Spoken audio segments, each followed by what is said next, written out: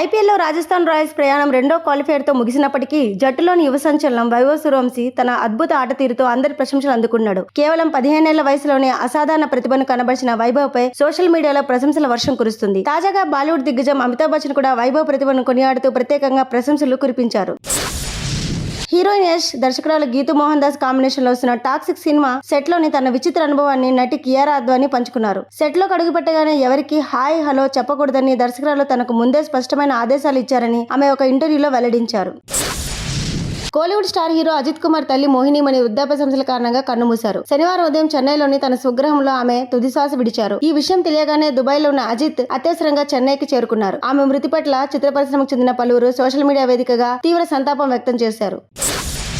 రవితేజ హీరోగా శివ నిర్వాణ దర్శకత్వంలో మైత్రి movie makers నిర్మిస్తున్న ఇరుముడి సినిమా గ్లింప్స్ ను త్వరలోనే విడుదల చేయడానికి చిత్ర బృందం సిద్ధమైంది. జీవి ప్రకాష్ కుమార్ సంగీతం అందిస్తున్న ఈ భక్తిరస భావోద్వేగ చిత్రంలో రవితేజ లుక్, నటన సరికొత్తగా ఉండబోతున్నాయని, ఈ గ్లింప్స్ ద్వారా ఆయన నుండి ఒక ఊహించని సర్ప్రైజ్ రానుందని సినీ వర్గాలు వెల్లడించాయి.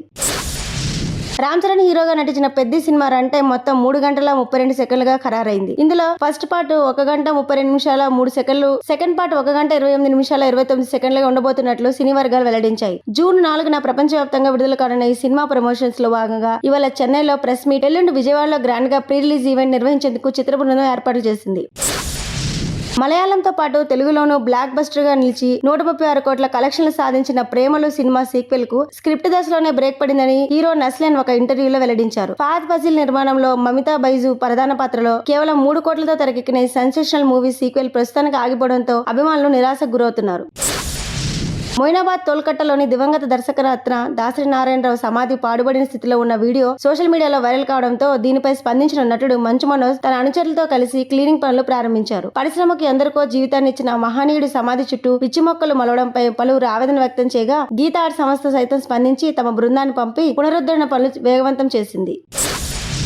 ఇటీవల ఎలాంటి అంచనాలు లేకుండా విడుదలైన ప్రాంతీయ చిత్రాలు బాక్సాఫీస్ వద్ద కాసుల వర్షం కురిపిస్తున్న తరుణంలో గుజరాతీ సినిమా లాలో తరహాలోనే తాజాగా మరాఠీ చిత్రం దేవుల్ బంద్ 2 సరికొత్త రికార్డులు సృష్టిస్తుంది. కేవలం 9 కోట్ల బడ్జెట్ తో రూపొందించిన ఈ ఆధ్యాత్మిక డ్రామా మూవీ విడుదలైన కేవలం 9 రోజుల్లోనే దాదాపు 40 కోట్ల వసూలు సాధించి ట్రేడ్ వర్గాలను సైతం ఆశ్చర్యపరుస్తోంది.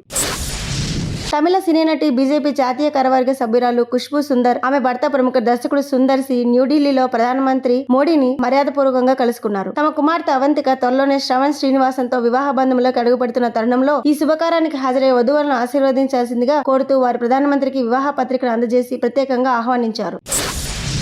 నటసింహం నందమూరి బాలకృష్ణ చిన్న కుమార్తె తేజస్విని సినిమాలపై ఉన్న ఆసక్తితో గోపిచంద్ మల్లేని దర్శకత్వంలో వస్తున్న బాలయ్య చిత్రానికి నిర్మాణ భాగస్వామిగా వ్యవహరించడమే కాకుండా ఇటీవల ఒక జ్యువెలరీ బ్రాండ్ యాడ్ లో నటించి మెప్పించారు. తాజాగా ఆమె ఒక ప్రముఖ టాలీవుడ్ డాన్స్ మాస్టర్ తో కలిసి ఫాస్ట్ బీట్ మ్యూజిక్ కు స్టెప్పులేశారు. ఈ వీడియో సోషల్ మీడియాలో వైరల్ గా మారడంతో ఆమెలోని డాన్స్ ప్రతిభను చూసి అభిమానులు మురిసిపోతున్నారు.